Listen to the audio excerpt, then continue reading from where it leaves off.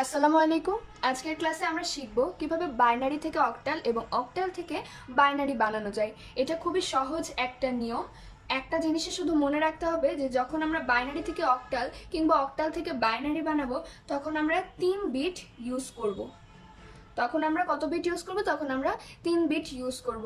আমরা যে কোনো সংখ্যা কনভার্সনের ক্ষেত্রে একটা ট্রিক্স যে দেখিয়েছিলাম 8421, এইটা এখানে খুবই কাজে লাগবে। যেহেতু আমরা 3 বিট নিয়ে কাজ করব তাই এইটা আমাদের এখানে মূলত লাগবে না। আমাদের 3 বিট নিয়েই অর্থাৎ 421 এইটা নিয়েই আমাদের কাজ হয়ে যাবে। আমি যদি একটা উদাহরণ দেই তাহলে তোমাদের বুঝতে সুবিধা হবে। মনে করো একটা সংখ্যা দেওয়া হলো 101110.1011। তো বাইনারি থেকে অক্টালে আমি বলেছিলাম 3 বিট নিয়ে কাজ করতে হবে। তো আমরা যেটা করব, এই সংখ্যাগুলোকে তিনটা তিনটা করে গ্রুপে ভাগ করে ফেলবো। দেখো দশমিকের আগে যে পোর্শনটা আছে সেটা আমরা আগে কাজ করছি। তাহলে এই দেখো আমরা তিনটা সংখ্যা একসাথে নিয়ে ফেললাম, আবারও দেখো তিনটে সংখ্যা একসাথে নিয়ে ফেললাম।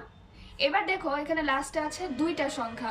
আমার যদি তিনটা সংখ্যা হতে মানে আরো বেশি সংখ্যা লাগে, দেখো আমার এখানে তিনটা সংখ্যা হতে আরো একটা সংখ্যা লাগবে, তাহলে আমি কি করছি, এখানে একটা শূন্য বসিয়ে নিচ্ছি। তারপর এটাকে আবারও তিনটা সংখ্যার হিসাবে একটা গ্রুপ করে নিলাম। দশমিকের পরের ভাগটাতেও যদি দেখি, এবার আমরা ডান দিক থেকে বাম দিকে তিনটা সংখ্যা করে গ্রুপ করে নিচ্ছি। এই আমরা তিনটা সংখ্যা গ্রুপ করে নিলাম। এখানেও খেয়াল করে দেখো আমার মাত্র একটি সংখ্যা রয়েছে, কিন্তু তিনটি সংখ্যা হওয়ার জন্য আরো দুইটা সংখ্যা প্রয়োজন, তাই আমি এখানে আরো দুইটা সংখ্যা বসিয়ে নিলাম। এবার এই যে তিনটা তিনটা করে ভাগ করলাম, তিনটা তিনটা করে ভাগ করার পর দেখো যে বাইনারির যে 110, বাইনারির যে 110 সেটা অক্টালে কত, এটা আমরা এখান থেকে বের করতে পারি।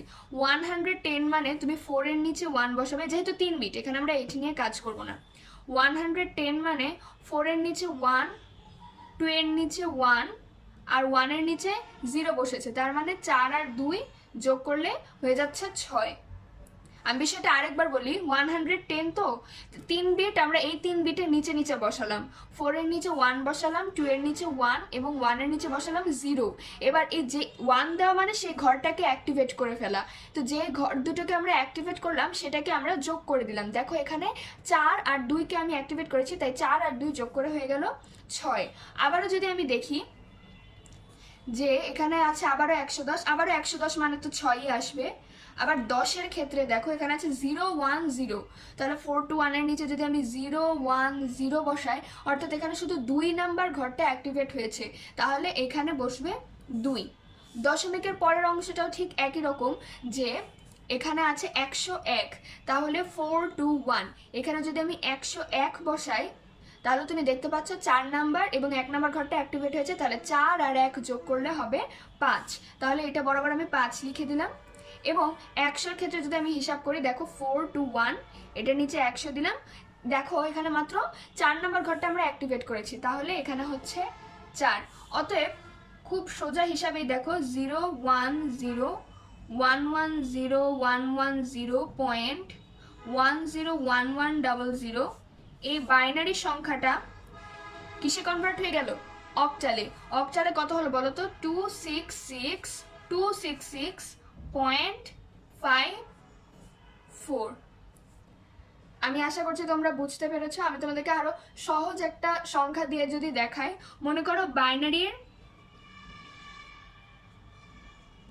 11111 এই সংখ্যাটাকে যদি অক্টালে নিতে বলে তাহলে আমরা কি করব? আমরা তিনটা তিনটা করে আগে ভাগ করে নিই।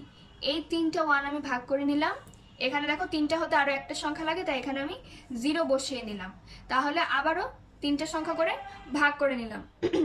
এখন দেখো 421 এইভাবে যদি আমি ভাগ করি, প্রথমে আছে 111, তাহলে 421 এর নিচে বসিয়ে দাও 111। দেখো 3টা ঘরে অ্যাক্টিভেটেড হয়ে গিয়েছে, মানে 3টাই একসাথে যোগ করতে হবে। 4 আর 2 6, 6 আর 1 7, অর্থাৎ এখানে হচ্ছে 7। আর যদি 11-এর ক্ষেত্রে চিন্তা করো তাহলে 4-এর এখানে হয়ে যাচ্ছে 0, আর এখানে 2 আর 1 নাম্বার ঘরটা অ্যাক্টিভেট হয়েছে, অর্থাৎ 2 আর 1 যোগ করতে হবে, অর্থাৎ 3। তাহলে দেখো আমার বাইনারির 11111 এই সংখ্যাটা অক্টালে হচ্ছে 37। এবার অক্টাল থেকে বাইনারিতে যাওয়ার যে নিয়মটা প্রায় একই, কিন্তু কিভাবে করবে আমি তোমাদেরকে দেখাচ্ছি।